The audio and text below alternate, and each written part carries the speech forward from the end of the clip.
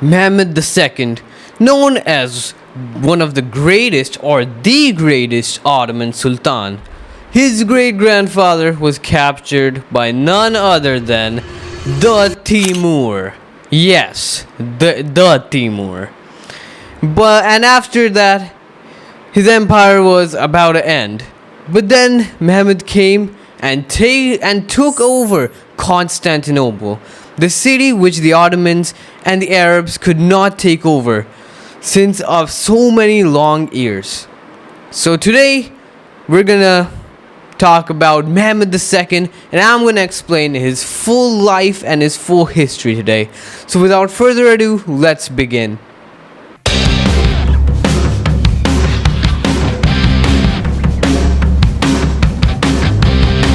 Namaskar everyone, welcome back to another video on I Love History. My real name is Shreyansh Tiwari, and today we're talking about Mehmed II.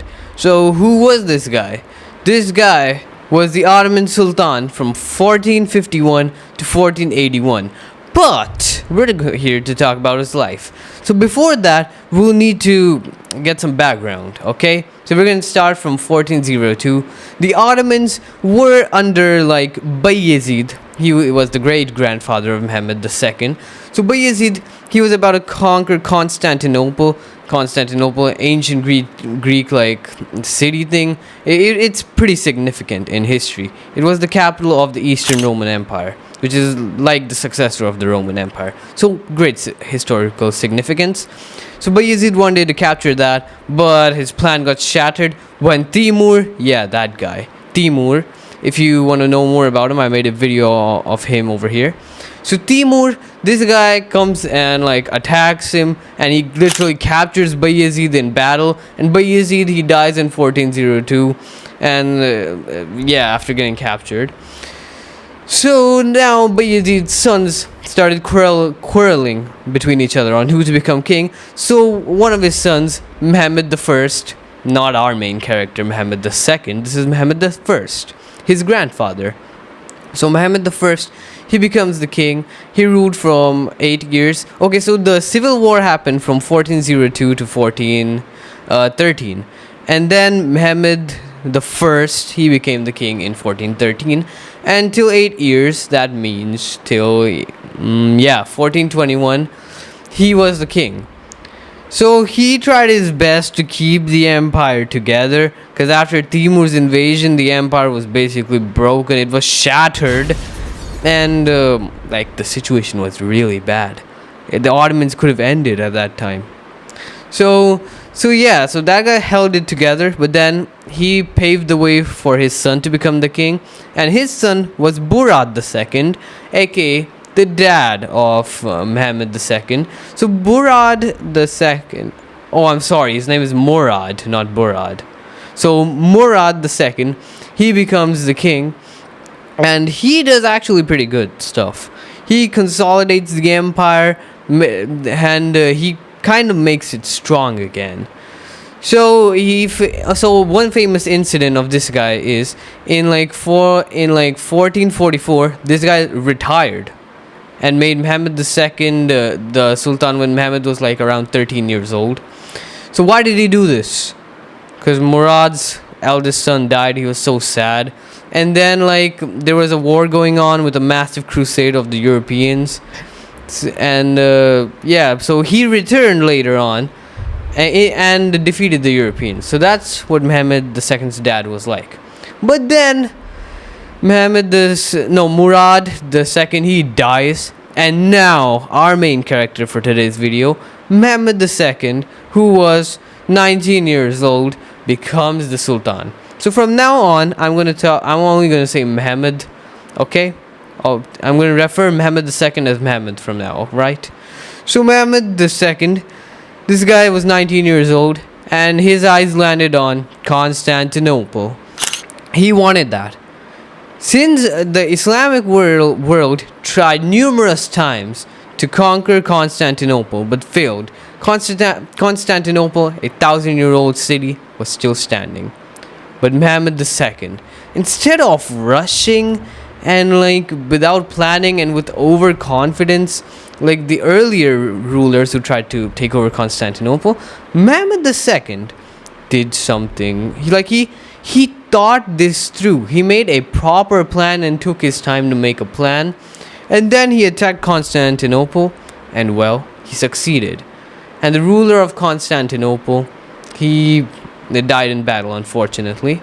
So Mehmed II, he took over Constantinople in 1453, 2 years after he became king. So he took his time and did this. So this was extremely symbolic. Constantinople, that's basically, like many people, it's literally the fall of the Eastern Roman Empire, which was the legacy of the Roman Empire. And guess what? Mehmed II, this guy was inspired from Alexander the Great, yeah, that guy, and yeah, Julius Caesar. So he wanted to become the new Julius Caesar. So he also wanted to take Rome after this. So we're going to get to that, because right now it will take a lot of years to get to that point. So he takes over that first, and like he consolidated and made his empire stronger. Like his dad had laid the foundations for that, but this guy, he did it more. And now the Ottomans were actually really strong. They were like one of the most powerful empires in the world at this point. Alright, so then he conquered the kingdoms of Morea and Peloponnese. I'm sorry if I pronounced that wrong. So this was basically the Sparta area of Greece. So he conquered them too. And then Serbia. Serbia was like a vassal of the Ottomans, but they started defying the Ottomans. So Mehmed II went and he also annexed Serbia as well. So till now, Mehmed II, he was getting a lot of success. But then one thorn in his life, the first thorn in his life came. There were like 3 main thorns in his life, so the first one came. Alright, so this guy, Vlad the Impaler, I made a video on him as well. Okay, I made a video dedicated to him as well over here. You can click and watch it. So Vlad the Impaler, who was this guy? So there was a kingdom, Wallachia. So Vlad the Impaler was the ruler, the voivode of Wallachia. So before this, Wallachia was a vassal of the Ottoman Empire. But Vlad the Impaler, he stopped paying tribute, and there was like in the Ottomans, there was like a rule for in like the European areas that young Christian boys had to convert to Islam and join the Ottoman army and get military training. Vlad stopped doing that. He did not send young boys from his kingdom. And this time, Mehmed was planning to take over Trebizond. It was like one of the last Byzantine or Eastern Roman Empire states. So he was busy doing that. So he sent one of his generals, Hamza Bey, he first sent like a few envoys to Vlad the Impaler to convince him to pay tribute back. Vlad the Impaler, at that time, he told those envoys to take off their hats. And they were like, we only take off our hats in front of like Allah.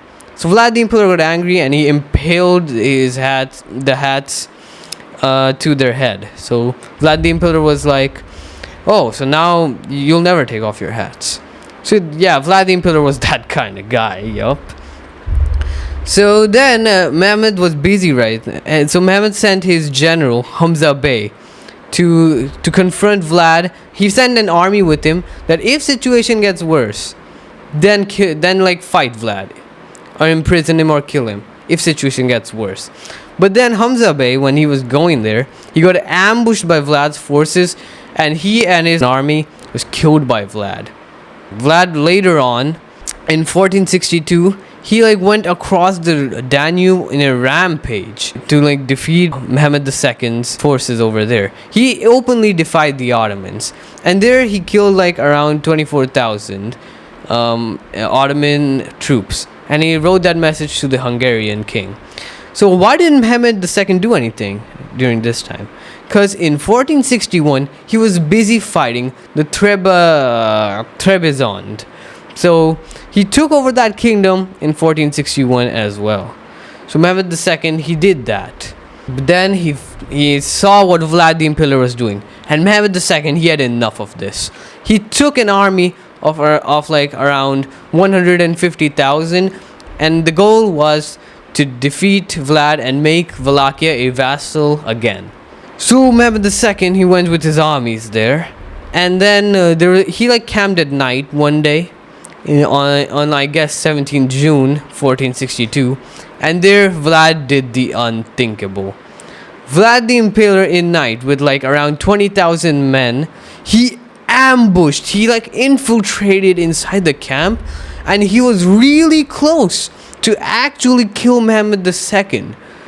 But Vlad the Impaler could not do that, so he like escaped from there after that.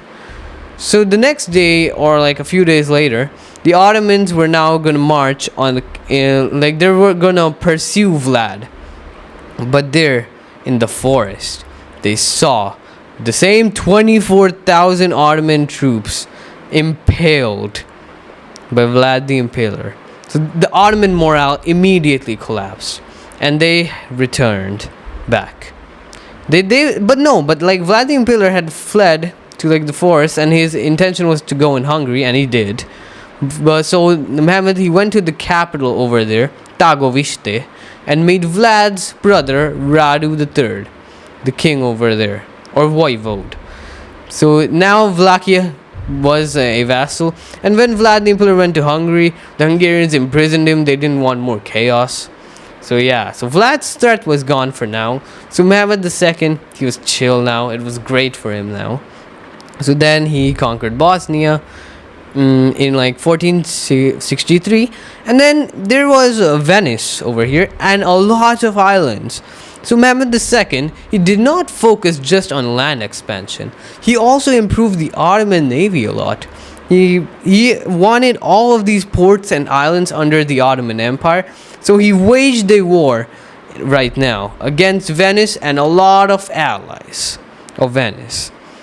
And now another thing started. Mehmed II wanted to invade Albania. So now the second thorn comes into play. His name was Skanderbeg. So this guy, he was the lord of Albania, the ruler over there. So Mehmed II, he fought in Albania for a long time as well with this guy, until this guy like died in 1468, and only then Mehmed could like take over Albania. Okay, so this is what happened, and like the war with Venice, that's still ongoing. It's still going on. It won't end till 1479. The war with Venice, it's still going on. So now Mehmed II, he decided to take over the lost lands in Anatolia, which the Timur after his invasion, the Ottomans lost a bunch of land. So Mehmed II wanted to take those lands back, which was lost due to the Timur. So that's what happened. And then in 1473, there was like a state in Iran over there, like Western Iran, which the name is Akquayokhyunlu. I don't get the pronunciation right of these type of words. I'm sorry. So the Iranian or Akquayonlu, I'm seriously, I can't pronounce that. Akquayonlu, his ruler was Uzan Hassan. Okay, that's easier. So his war with Uzan Hassan resulted in Ottoman victory. But now the third thorn comes in. Stefan the Great of Moldavia. Moldavia had been a vassal of the Ottomans as well, when Stefan the Great's father had first time agreed to pay tribute to the Ottomans. So Moldavia had become a vassal, but now Stefan the Great, he stopped doing that in 1473. He had enough. So like this was a good moment for Stefan the Great, because the Ottomans were busy fighting Uzan Hassan. So Ottomans won over there, but now this thorn came over.